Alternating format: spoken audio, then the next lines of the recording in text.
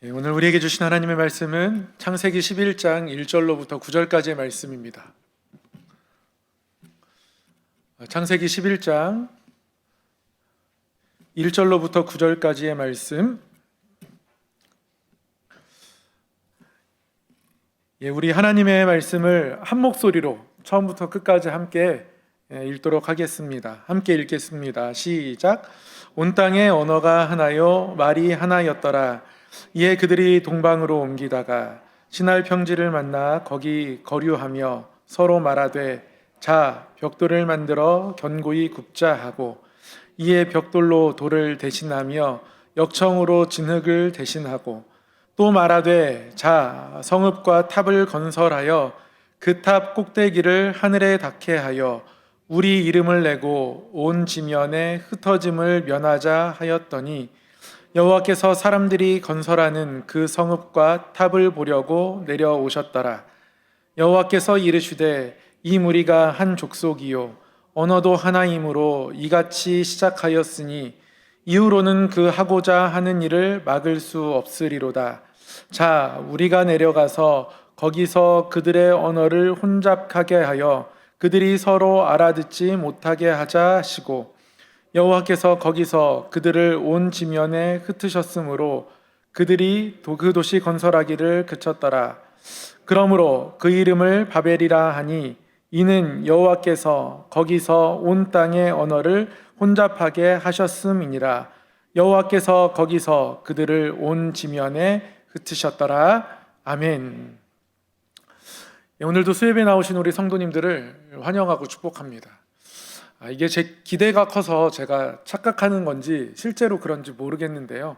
지난주보다 더 많이 나오신 것 같습니다. 너무 감사하고요. 네. 제가 예배 오기 전까지는 이렇게 말씀을 듣고 나누고 선포한다는 그 사실에 설레었거든요. 근데 또 막상 이렇게 올라오니까 사람 수에 설레이게 되네요. 이게 좋은 마음인지 나쁜 마음인지 잘 모르겠습니다. 아무튼 일단 제가 이곳까지 올 때까지는 참 신기하다. 어떻게 성경 말씀을 통해서 누군가의 뜻과 마음을 헤아리게 되고 그것 때문에 설레일까 이런 생각이 듣고 그랬거든요. 저는 우리 모든 성도님들의 마음에도 이런 설레임이 있었으면 좋겠습니다. 하나님이 말씀을 통해서 어떤 말씀을 하실까?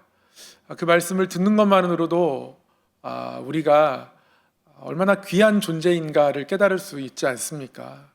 그래 우리가 하나님의 뜻을 말씀을 헤아릴 수 있는 그래서 하나님이 인간을 하나님의 형상대로 지으시고 하나님이 그들에게 말씀하기 시작하셨는데 그래서 인간은 듣는 존재가 되었는데 그런 에덴의 모습이 우리 가운데도 있을 수 있구나라는 그런 기대와 설레임이 우리 가운데 늘 있었으면 좋겠습니다.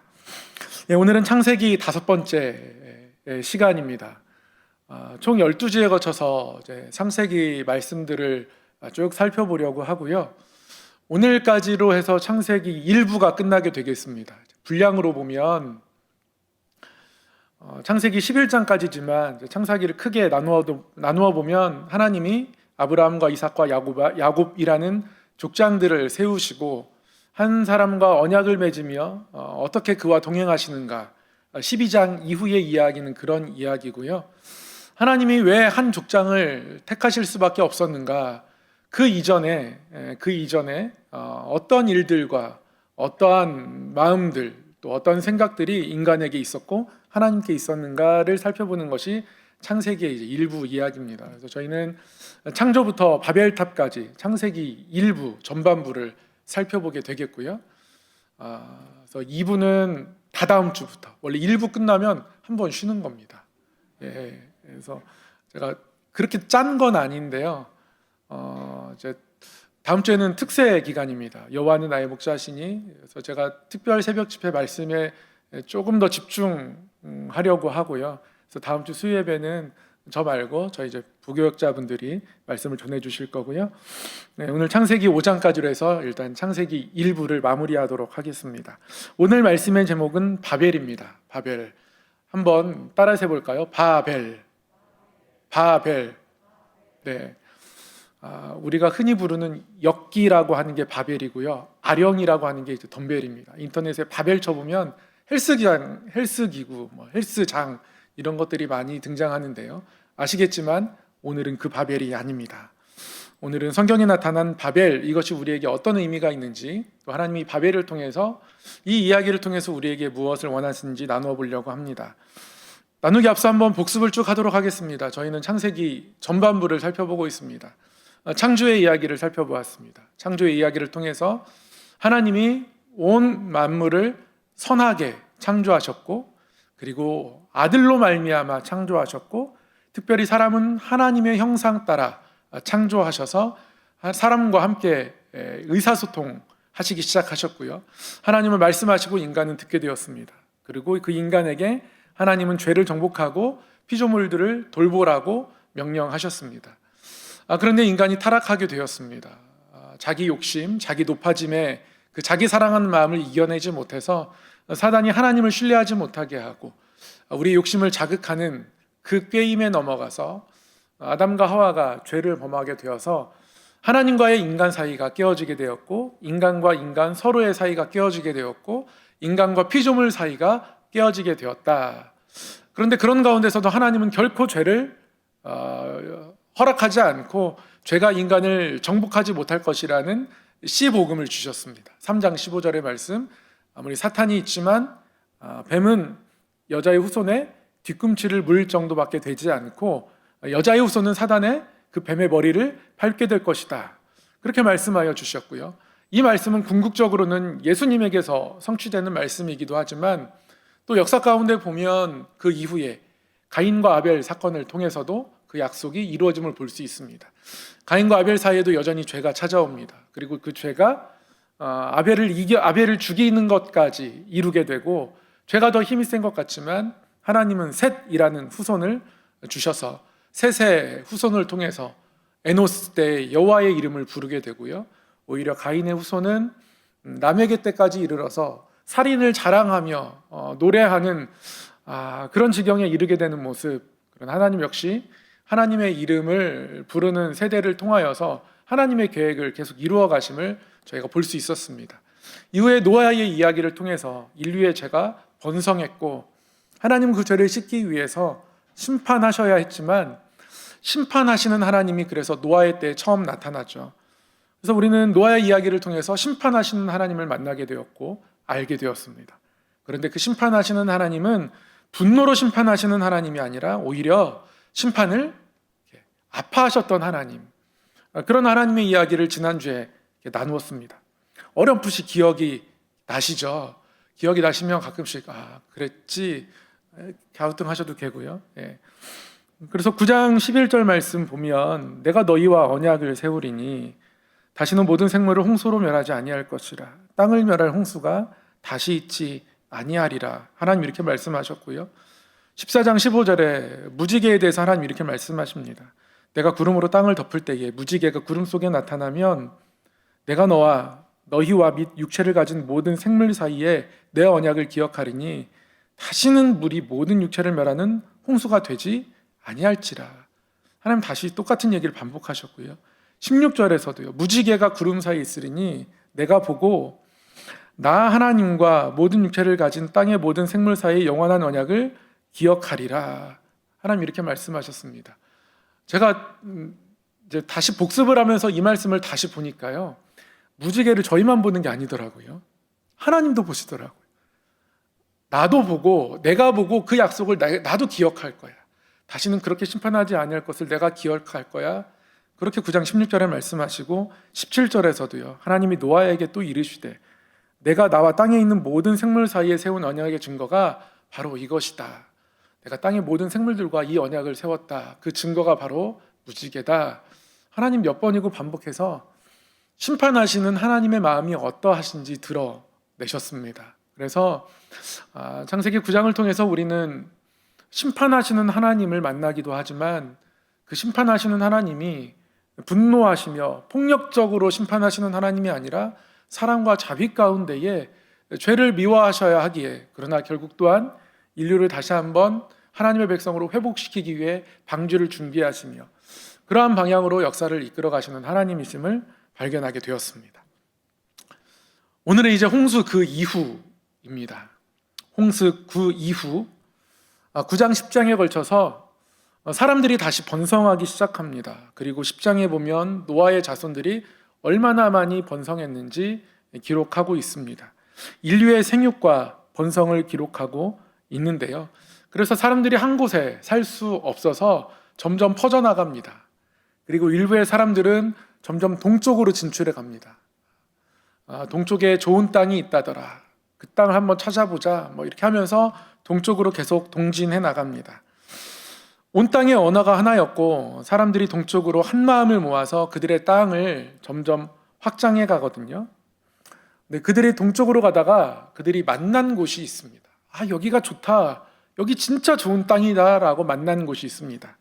어디냐면요, 시날 평지를 만나게 됩니다. 시날 평지. 시날 하면 두 강 사이란 뜻입니다. 두 강 사이에 있습니다. 강 사이에 있으니까 얼마나 비옥하고 좋겠습니까? 시날 평지에서 이들이 머무르고 여기에서 우리의 성읍을 만들고자 합니다. 구체적으로 이 시날 평지는요, 티그레스 강과 유프라테스 강 사이입니다. 메소포타미아 문명의 발생지라고도 제가 예전에 역사 시간에 배웠던 기억이 아주 어렴풋하게 납니다. 여기가 어디냐면요, 저기가 사우디아라비아 반도거든요. 빨간색 두 줄이 이 두 강입니다. 위에 있는 강이 티그리스 강이고요, 조금 아래에 있는 강이 유프라테스 강입니다. 그리고 저 두 강이 이제 한 곳에서 끝에쯤 만나가지고 사우디아라비아만, 페르시아만 쪽으로 흘러 들어가는데요. 저 두 강 사이가 바로 메소포타미아 문명 발생지이기도 하고 오늘 말씀에 등장하는 시날 평지이기도 합니다. 여기를 만나는 거예요. 위에 있는 티브리스 강 그리고 아래에 있는 유프라테스 강, 두 강이 만나는 지점쯤에 있는 곳이 갈대아 우르입니다. 아브라함의 고향이기도 하죠. 그래서 아마 우리 2부의 이야기는, 아브라함의 이야기는 저 티그리스 강과 유프라테스 강이 만나는 이라크 남부 지역 어디쯤, 그곳에서 아마 시작하게 될 것 같고요. 일단 오늘 흩어진 백성들이 머물렀던 곳은 티그리스 강과 유프라테스 강 그 중간쯤입니다. 현재는 이라크 땅이고요. 그곳에 사람들이 머물렀습니다. 그런데 이 땅이 다 좋았는데요, 한 가지 어려운 게 있었습니다. 여러분, 강 옆에 있으면 뭐가 어려울까요? 물의 범람이 어렵습니다. 특히 티그리스 강이나 유프라테스 강은 불규칙적으로 범람하는 곳이어서 당시 사회에서 가장 중요한 일이 물을 다스리는 것, 치수거든요. 쉽지 않은 거예요. 그러니 이 좋은 땅에서 물이 있으니까 좋은데 그 물이 가끔 넘친단 말이죠. 물이 넘칠 때 우리가 할 수 있는 게 뭐가 있겠습니까? 땅을 버리지 않는 한 물이 있으면 물보다 높이 가기 위해서는 물보다 더 높아지는 거죠. 그래서 사람들이 이곳에서 우리가 물을 좀 피해야겠다라고 고민하고 어떻게 하면 물을 피울 수 있을까? 물을 피할 수 있을까? 연구하고, 괜히 문명의 발생지가 아닙니다. 사람이요, 머리를 쓰다 보면 뭔가 해결책이 나옵니다. 이 사람들이 물의 범람을 피하려다 보니까 이렇게 하면 되겠구나. 처음에는 흙으로 뭔가 막 쌓아가지고 만들었는데 물이 넘치면 뭔가 무너지고 흩어지고, 그러다가 어느 순간 보니까 이곳에는 돌처럼 딱딱한 그 무언가가 있는 거예요. 그래서 돌을 쌓아 만들기도 힘들고 흙을 가지고 돌처럼 만들면 되지 않을까? 자세히 보니까 관찰력이 좋은 사람들이 또 있습니다. 흙이 되게 딱딱하게 굳어 있는 것들이 발견되다라는 거죠. 우리가 저런 거 한번 만들어 볼까? 하면서 이 사람들이 벽돌을 굽는 기술이 발전하기 시작합니다. 괜히 문명의 발상지가 되는 게 아니에요. 벽돌을 굽는 것들을 가능하게 되었고요. 벽돌을 굽기 시작하면서 물의 범람을 피하는 어떤 일종의 기술이 발전하기 시작했는데, 사람은요, 욕심이 끝이 없습니다. 이걸 잘 쌓으면 높아질 수 있겠는 거예요. 그리고 정말 열심히 잘 쌓으면 우리가 하늘에 닿겠는 거죠. 그래서 이들이요, 신할 평지에서 사람들이 우리가 하늘에 닿을 수 있겠구나, 하늘에 좀 우리가 닿아보자, 이거 잘 쌓으면 하늘에 닿게 할 수 있겠다, 우리가 하늘에 닿으면 온 지면에 우리의 이름이 높아지지 않을까? 그래서 그들이 우리가 하늘에 닿게 하자라는 또 다른 목표를 세웁니다. 하늘에 닿게 하자. 그래서 벽돌을 열심히 구워서, 그리고 이렇게 하면 방수까지 할 수 있어, 어디서 발견했는지 역청으로 진흙을 대신해 가지고 벽돌 사이를 단단히 메우면서 방수까지 가능하게 되는 건축 기술을 가지고 열심히 탑을 쌓습니다. 탑을 쌓으면서 이렇게 하면 우리 이름도 낼 뿐더러 우리가 흩어지지 않을 수 있고 모여 살 수 있어, 다 같이 살 수 있다, 우리 공동체가 살아날 수 있는 방법이다 라고 하면서 탑을 쌓기 시작했습니다. 그런데 하나님께서 그 성읍과 탑을 보려고 내려오셨습니다. 이 사람들이 모여서 뭘 이렇게 열심히 하나? 하나님이 성읍과 그 탑을 보려고 내려오셨습니다. 말씀을 한번 읽어볼까요? 3절 말씀인데요, 탑을 쌓는 사람들, 그리고 내려오신 하나님의 이야기가 이렇게 기록되어 있습니다. 함께 읽어보겠습니다. 시작. 서로 말하되, 자, 벽돌을 만들어 견고히 굽자 하고, 이에 벽돌로 돌을 대신하며 역청으로 진흙을 대신하고, 또 말하되, 자, 성읍과 탑을 건설하여 그 탑 꼭대기를 하늘에 닿게 하여 우리 이름을 내고 온 지면에 흩어짐을 면하자 하였더니. 이들이 탑을 만드는 장면 보니까요, 서로 말하고 있습니다. 서로 말하면서 탑을 쌓아 올리고 있습니다. 이게 사람들이 탑을 쌓아 올리는 장면입니다. 3절도 그렇고요, 4절도 그렇고요, 그들의 언어가 그들을 높이는 곳에 사용되고 있습니다. 서로 말하면서 서로를 응원하는 거죠. 그래, 우리가 하늘에 쌓을 수 있어. 그래, 우리 힘내보자. 말로 서로 응원하면서 그들의 탑을 쌓아 올리고 있더라는 말씀입니다. 서로 말하면서요, 4절에 또 말하되, 우리가 이거 잘 쌓아서 하늘에 닿게 해서 우리의 이름을 내고 온 지면에 흩어짐을 면하자. 서로 말하면서 높아지는 것에 도전해 가고 있습니다. 그러니까 서로의 말로 서로의 교만을 격려하고 있는 겁니다. 사람이 말할 수 있는, 언어를 구사할 수 있는 존재가 되었던 것은 말씀하시는 하나님과 교제함, 그 자리에 나아가기 위함이었습니다. 하나님의 말씀을 들으면서 그들의 언어가 점점 발달하기 시작했거든요. 그런데 이들이 언어를 가지고 그들을 높이는 데 사용하고 있더라는 것이죠. 우리가 바벨탑을 쌓지 않으려면요, 우리의 언어가 무엇을 향해 주로 사용되고 있는가 살펴보아야 합니다. 우리의 입술로 하는 말들 가운데에 어떠한 말들이 주로 나오고 있는가, 나의 말을 듣는 사람들은 내 말을 통해서 무엇을 듣고 있는가라는 것들을 살펴보아야 합니다. 굉장히 안타까운 경우 우리는 상대방을 비방할 수 있습니다. 그리고 상대방을 함부로 단정하며 멸시할 수 있습니다. 자녀들을 향해서 그렇게 말하게 될 수가 있겠고요, 배우자를 향해서도 그렇고요, 관계가 가까우면 가까울수록 더 말을 함부로 할 수 있습니다. 제가 돌이켜보면 제가 말을 가장 함부로 하는 상대는 같이 살고 있을 때 저희 어머니였던 것 같습니다. 왜 어머니에게는 그렇게 말을 함부로 했는지 모르겠습니다. 한 번은 저희 둘째가 출산했을 때 저희 어머니가 조금 아이들 첫째도 봐주고 할 겸해서 시골에 계시다가 올라오셨습니다. 그래서 산후조리원에 있다가 저희 첫째가 유치원에서 돌아올 때쯤 되어가지고, 그래서 저희 어머니가 병원에 산후조리원에 계시다가 집으로 가셔서 하원하는 저희 아이를 데리고 아파트에 들어가셔야 되는데요, 번호키가 그때 마침 굉장히 좋은 걸로 바뀌어가지고요. 번호키를 누르는 거 못 하시는 거예요.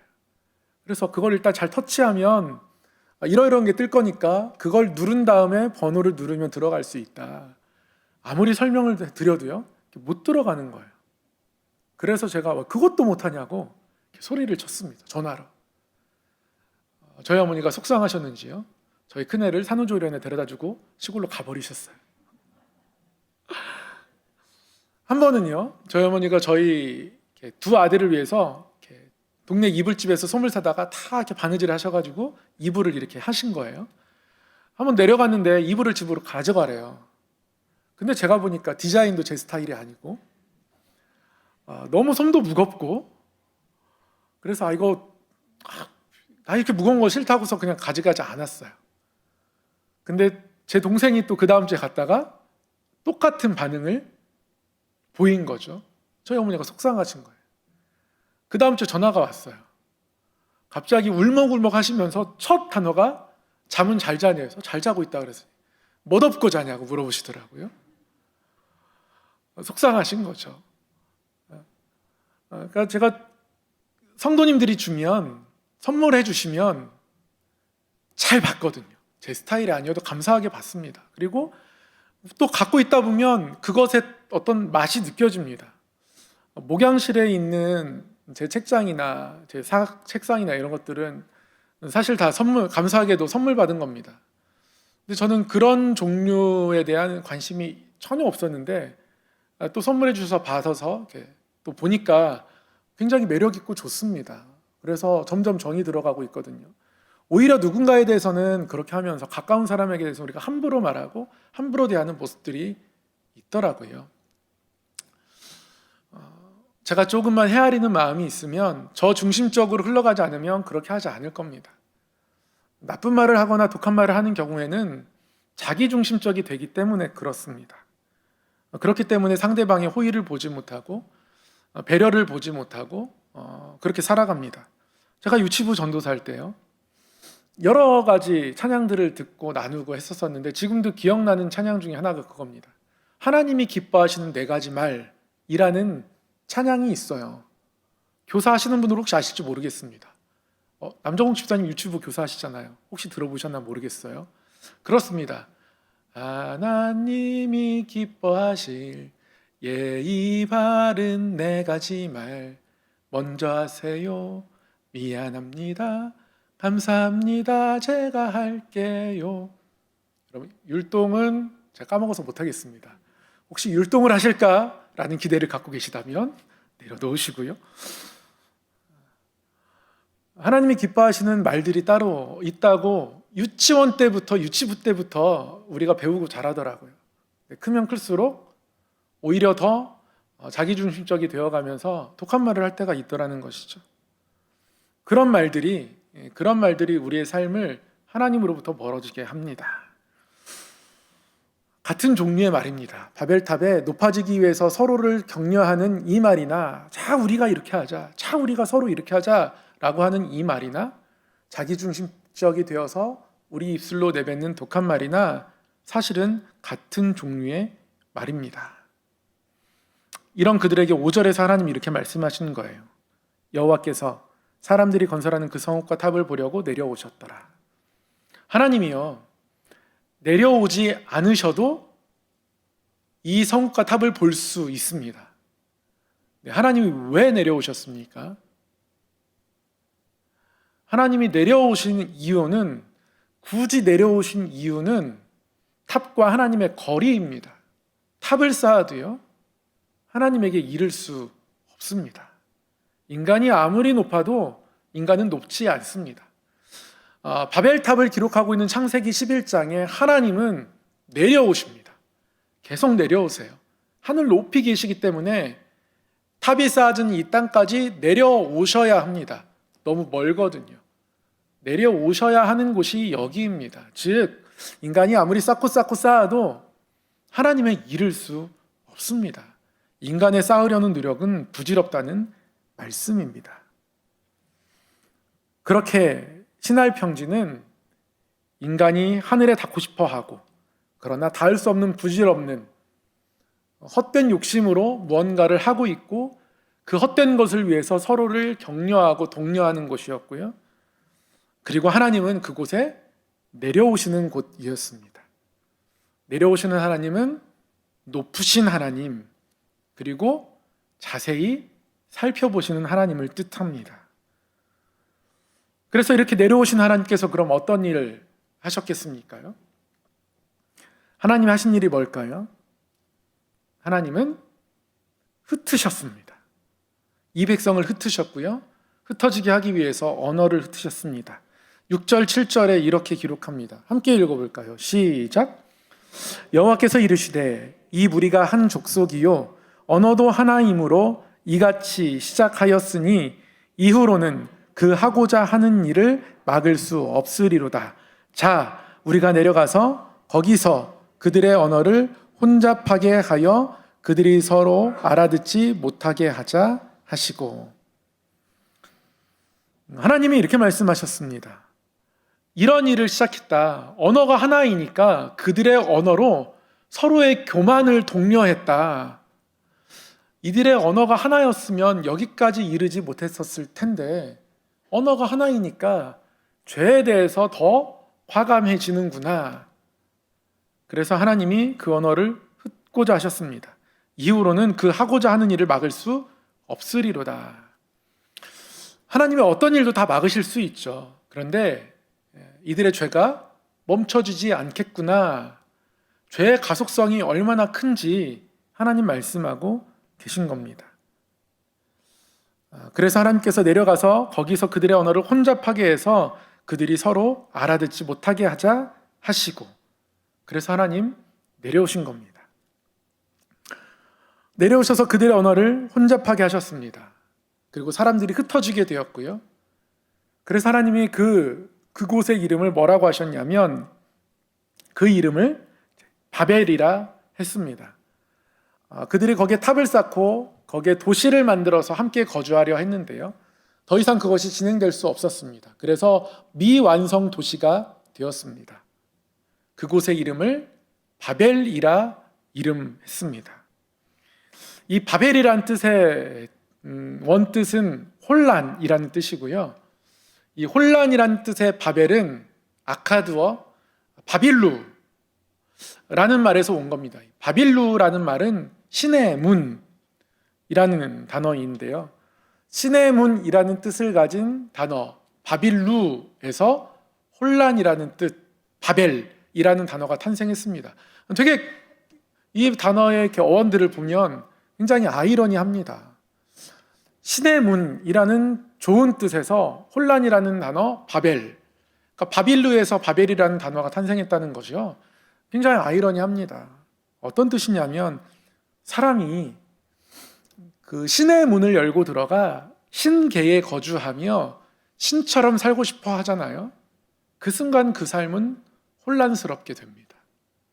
하나님이 그래서 그 성읍의 이름을 바벨이라 하셨습니다. 우리의 사회를 돌아봐도 알 수 있습니다. 신처럼 되고 싶어서 그 공동체 안에서 가장 큰 힘을 갖고 싶어 합니다. 학교 안에서 가장 큰 힘을 갖고 싶어서요. 학교 폭력이 일어나는 것 같습니다. 그러면 내가 뭔가를 지배하고 있다고 쾌감을 누리기 때문에 그런 것 같습니다. 돈과 권력을 갖고 싶어서 정당하지 않은 방법들로 더 많은 돈을 모으려고 하는 사람들이 참 많습니다. 그래서 수많은 범죄가 일어나기도 합니다. 우리가 뭔가를 하고자 할 때 그게 우리를 높이는 것이 아니려면요. 즉, 우리가 바빌루를 추구하여 우리의 삶이 바벨이 되지 않으려면 뭐가 있어야 하냐면 사명이 있어야 합니다. 어떤 일들을 하나님이 나에게 맡기셨다라는 중심과 이 생각이 있어야 해요. 목회도 마찬가지입니다. 나의 이름을 높이기 위해서 뭔가를 하기 시작하면 교회가 혼란스러워집니다. 바벨이 될 거예요. 근데 사명이면 그 안에 새로운 부흥이 일어나게 됩니다. 우리에게 맡겨진 모든 일들이 그렇습니다. 우리가 서로에게 사명을 깨닫게 해주고 하나님이 맡기셨음을 알려주고 하나님의 이름으로 사랑하고 격려해주고 내가 잘한 거 드러내지 않고 상대방이 잘하는 것을 드러내주고 토닥이고 이렇게 살아가면서 이게 하나님이 우리에게 맡기신 사명임을 깨닫는 구조로 나아가면 우리 안에 부흥이 일어날 거예요. 그러나 신의 문을 바라보면서 내가 저 자리에 들어가고 싶다, 내가 더 높은 자리에 나아가고 싶다는 마음을 가지고 바빌루를 추구하며 살아가면 우리 삶은 바벨이 되고 말 겁니다. 혼란하게 될 거예요. 아프게 될 겁니다. 흩어지게 될 겁니다. 바벨이라는 것, 인간의 욕망이 있는 자리입니다. 그런데 하나님이 이들을 심판하지 않으셨고요, 흩으셨습니다. 무지개 약속을 지키셨습니다. 하나님께서 이것들을 무너뜨리고 이 자리로 이들의 무덤 삼지 않으셨어요. 얼마든지 그들이 만든 그 벽돌들, 그들이 칠했던 그 역청의 냄새를 맡으면서 그 돌들 아래 깔려 이들이 돌무덤처럼 죽을 수 있습니다. 하나님 그렇게 하지 않으셨습니다. 단지 흩으실 뿐이셨습니다. 하나님은 아직도 이 백성들에게 기대를 걸고 계신 겁니다. 그리고 이곳을 바벨이라 이름하셨습니다. 혼잡하게 되었다, 흩어지게 되었다. 그런데 하나님은 흩은 상태로 두지 않으시죠. 그 다음엔 어떻게 하십니까? 2부에서 만나겠습니다. 아브라함을 왜 부르신지 이제 짐작이 가시죠. 아브라함의 사건이 창세기 12장이 우리에게 어떠한 의미가 있는지, 신학교에서 선교학 개론 수업 가면 제일 처음 창세기 12장 펴거든요. 성경이 나오는 첫 선교 명령, 창세기 12장, 하나님이 어느 한 사람을 부르시는 그 장면이 결국 선교 명령이고요, 예수님께서 하늘로 올라가면서 마지막으로 남기신 이 명령이 또한 선교의 명령입니다. 그래서 저희는 아마 사순절 기간에 또 하나님의 선교의 명령들을 창세기를 통해서 이렇게 살펴보면서 하나님이 이 땅 가운데 우리에게 뭘 원하시는지 묵상하게 되겠는데요, 오늘은 여기까지만 살펴봅니다. 우리가 우리의 생각이, 우리의 삶의 방향성이 바빌루를 향하면, 신의 문을 향하면, 그러면 우리는 혼잡게 됩니다. 하나님이 하나님의 사명 가지고 우리의 어떤 일들이든지 간에 우리의 맡겨진 삶의 자리, 교회 직분의 자리, 남편의 자리, 아버지의 자리, 엄마의 자리, 아내의 자리, 우리의 일터의 자리, 우리가 살아가는 모든 삶의 자리에서 맡기신 일들이 우리가 높아지기 위한 수단이 아니라 하나님이 맡기신 사명임을 붙잡고 바라보면 거기서 바로 하나님의 질서가, 또 하나님의 부흥이 일어나는 것을 다시금 기억합니다. 하나님은 그런 우리의 삶을 기대하십니다. 그래서 이 바벨탑 사건을 보면서 저는 그런 생각이 들더라고요. 이 백성을 멸망시키지 않고 흩으신 하나님의 그 자비, 그 마음을 묵상하면서 하나님의 자비는, 이 원래 자비라는 이 헤세드라는 이 단어가, 인자하심이라는 단어가 눈물이라는 뜻을 포함하고 있거든요. 하나님의 자비는 하나님의 눈물을 포함하고 있고, 이 눈물만이 인간의 욕망을 멈출 수 있겠다, 이런 생각이 들었습니다. 그래서 말씀을 준비하면서 하나님 주신 마음을 이렇게 짧게 이렇게 세 줄로 이렇게 점검하고 적어놓고 꼭 간직해 보려고 하는데요, 우리의 자리가 사명의 자리가 되었으면 좋겠고요, 하나님께서 항상 진실케 우리의 마음을 그렇게 만지셔서 토기장이신 하나님이 우리를 빚으신 그대로 오히려 우리가 질그릇 같은 존재임을 기억하고 하나님 앞에 하나님이 채우실 것을 바라보고 구하면 우리 안에 큰 부흥이, 우리 교회에, 우리의 가정에, 일터에 하나님이 주시는 은혜들이 있지 않을까 기대하게 됩니다. 그래서 제가 말씀을 오늘 들고 오면서 더 설레었나 봐요. 우리가 어떠한 자세로, 어떤 마음으로 살아가는 게 그렇게 어렵지는 않겠다라는 생각이 드는 거예요. 그래, 신의 문이 우리에게 보일 때마다 이렇게 걷어내고 그 자리를 하나님이 맡기신 사명이라는 것으로 이렇게 바꾸어가면서, 그 행복을 누리면 얼마나 좋을까, 얼마나 좋을까. 새벽 예배 때 사무엘서를 묵상하면서 다시 이렇게 또 돌아보면서, 사울이 이 신의 문을 바라보고 왕으로 섬기지 않았다면, 이것을 하나님이 주신 사명으로 알았다면 사무엘에게 지적받았을 때에 무릎 꿇을 수 있었을 텐데 그러지 못했기 때문에 그의 삶이 점점 무질서하게 혼란으로 치닫는 것 아닌가, 이런 생각도 같이 하면서 하나님이 우리에게 사명을 주시고 우리가 그 사명을 가지고 살아가는 사람임을 깨닫는 것이 굉장히 귀하구나, 내 자리가 굉장히 귀하구나, 얼마나 감사하고 얼마나 설레는 말씀인지 제 가슴이 두근거렸고요. 우리 성도님들의 삶 가운데도, 우리 교회 가운데도 이러한 두근거림이 있으면 좋겠습니다. 그러한 마음들이 되기를 우리 소망하면서요, 우리 함께 찬양하고 잠시 기도하도록 하겠습니다.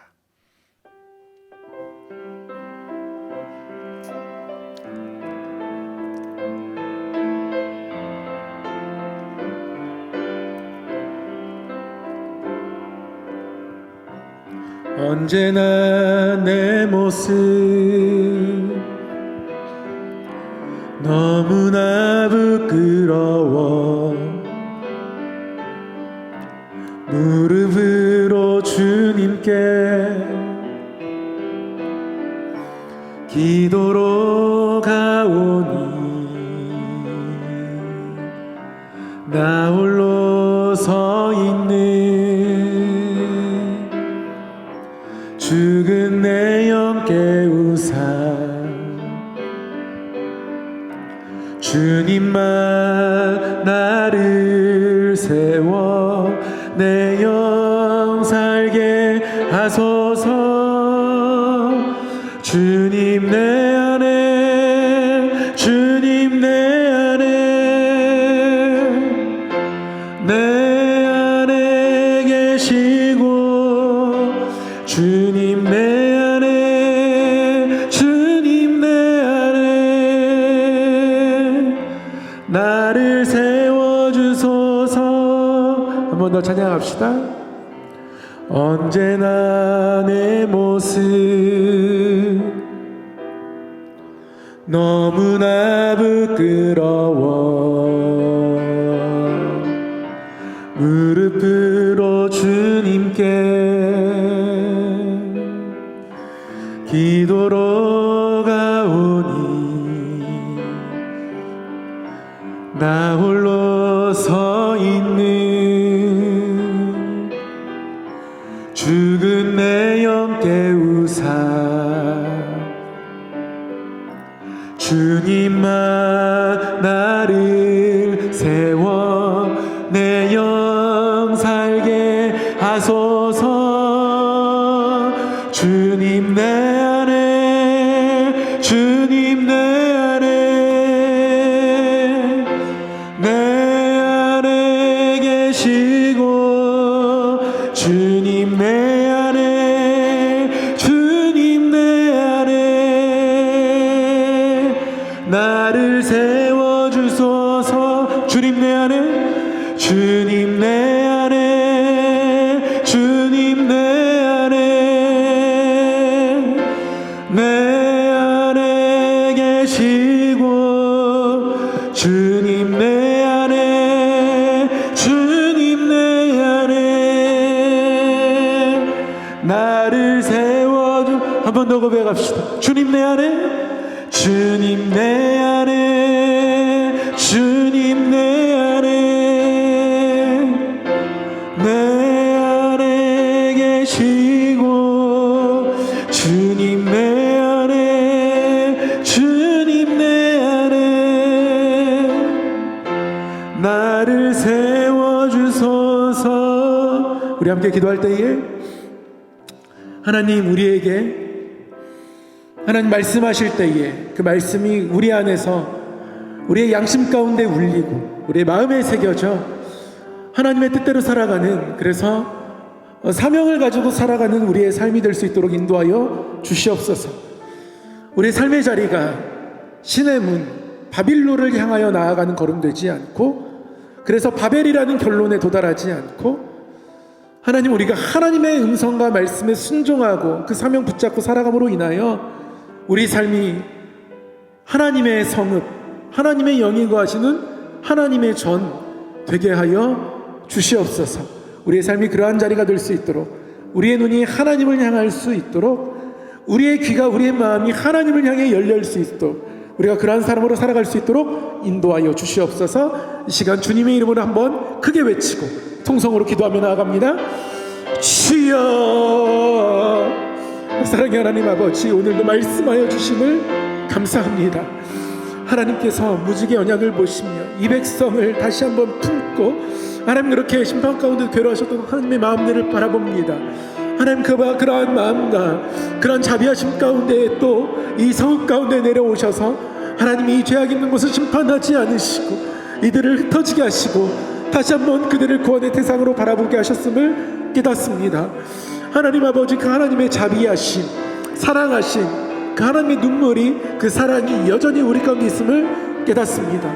하나님, 우리 앞으로의 걸음이, 하나님 우리의 마음이 바벨을 향하지 않게 하여 주시고 하나님의 음성을 향하게 하게 하시고 우리의 마음이 하나님의 말씀이 새겨지는 것 되게 하여 주시고 우리의 양심이 살아있어서 하나님의 그 말씀이, 하나님의 소리가 울리게 되는 공간이 되게 하여 주셔서 우리가 이 땅을 살아갈 때에 성령의 전으로 살아갈 수 있도록 인도하여 주시옵소서. 우리를 깨워 일으켜 세워주셔서 그렇게 살아가는 기쁨과 놀라운 희열과 그 신비를 누리며 살아갈 수 있도록 인도하여 주시옵소서. 때때로 하나님, 사단이 우리의 욕심을 자극하고 하나님이 우리의 삶을 신뢰하고 기뻐하시는 것들을 바라보지 못하게 하며 우리의 눈을 가로막고 하나님 그 관계를 무너뜨리려 하지만 하나님, 우리가 그 가운데 넘어지지 않게 하여 주시고 하나님 쓰러지지 않게 하여 주시고 하나님 향한 마음들이 무너지지 않게 하여 주셔서 하나님을 향해 온전히 나아갈 수 있도록 인도하여 주시옵소서. 우리의 벽돌들을 내려놓습니다. 하나님, 우리의 모든 말들을 바꾸기를 원합니다. 하나님, 그렇게 판단하고 징계했던 우리의 말들도 내려놓습니다. 비방의 언어들도 내려놓습니다. 판단의 언어들도 내려놓습니다. 우리 입술이 다시 한번 하나님의 말들을 전하고 하나님의 마음들을 전하고 하나님의 생각들을 전하는 은혜의 도구가, 통로가 되어 하나님 우리에게 말씀하셨고 하나님 그 말씀을 들으며 하나님 그것 가지고 우리에게 서로에게 말하고 전하며 하나님의 길들을 향하여 서로 독려하고 격려하여 그리하여 우리가 모이기를 피하는 어떤 사람들의 습관과 같이 하지 아니하고 서로 살아있게 돌아보아 사랑과 선행을 격려하며 예수님이 이 땅 가운데 오실 그날을 바라보고 그날이 가까이 올수록 더욱더 그렇게 살아가는 믿음의 백성들이 되어줄 수 있도록 인도하여 주시옵소서. 한 번 더 기도할 때에 우리 선교지를 향하여 기도하겠습니다. 우크라이나를 위하여서, 그리고 우리 터키와 또 시리아 지진 가운데 어려운 영혼들을 위하여서, 또 베트남 선교지들을 바라보고 우리가 품는 이 베트남이라는 나라 가운데도 하나님의 역사하심이 있기를 간절히 소망하며 기도하기를 원합니다. 이 시간 함께 한 번 더 선교지를 품고 기도하며 나아가겠습니다. 기도하겠습니다. 사랑의 하나님 아버지, 하나님 온 땅이 하나님의 손 안에 있음을 고백합니다. 하나님 많은 선교사들을 보내셨고 그 땅을 향하여 늘 기도하게 하시고 선교하게 하셨사오니 하나님 아버지, 온 땅에 흩어져 있는 모든 족속들, 여전히 죄를 가지고 흩어져 있는 모든 나라들, 하나님의 열방이 하나님의 것임을 고백합니다. 하나님, 나라는 여호와의 것이요 열방은 여호와께서 주되신 것이 하나님 그들 가운데 나타날 수 있도록 하나님 인도하여 주시옵소서. 하나님, 그리하여 모든 열방들이 나라는 여호와의 것이요 열방은 여호와의 주되심이라 선포하며 고백하는 그날까지 하나님 이 땅을 향하여 열방을 향하여 우리 기도한 마음들이 멈춰지지 않게 하여 주시고 하나님의 그 마음과 멀어지지 않게 하여 주셔서 선교하는 모든 일이 마르지 않기를 소망합니다. 특별히 우크라이나를 긍휼히 여겨주셔서 전쟁하고 아파하고 끝나지 않은 이들의 모든 마음들, 하나님 오래된 역사 가운데 이들의 미움이, 분노가 하나님 이제는 그들의 정치 속에 스며들어 있어서 정죄해야 하고 전쟁해야 하고 그렇게 하나님 정치 폭력을 휘둘러야 하는 안타까운 자리에 있습니다. 하나님 아버지, 하나님이 모든 역사를 다시 한번 새롭게 하여 주시다 하나님 교회를 세우셨사오니 하나님 다시 한번 이들 가운데 하나님의 은혜가 있게 하여 주시옵소서.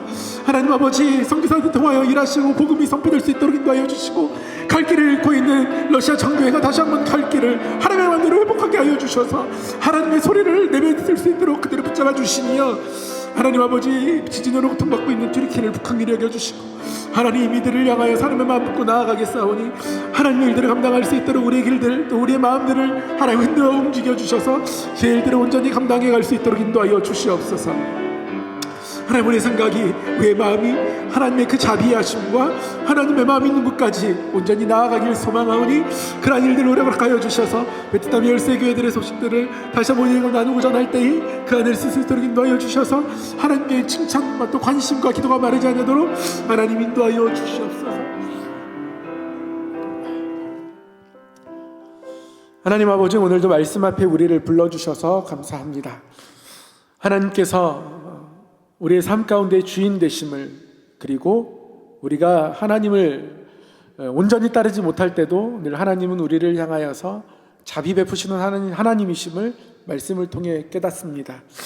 하나님처럼 높아지고자 하는 마음 있을 때마다 우리의 마음을 정돈하여 주셔서 성령 하나님 말씀하여 주셔서 소멸하는 불로 임하여 주셔서 태워주시고 하나님의 뜻이 우리 삶 가운데 세워지게 하여 주셔서 우리의 삶이, 우리의 마음이 하나님의 말씀이 역사하는 하나님의 성읍되게 하시고 성령의 전 되게 하여 주시옵소서.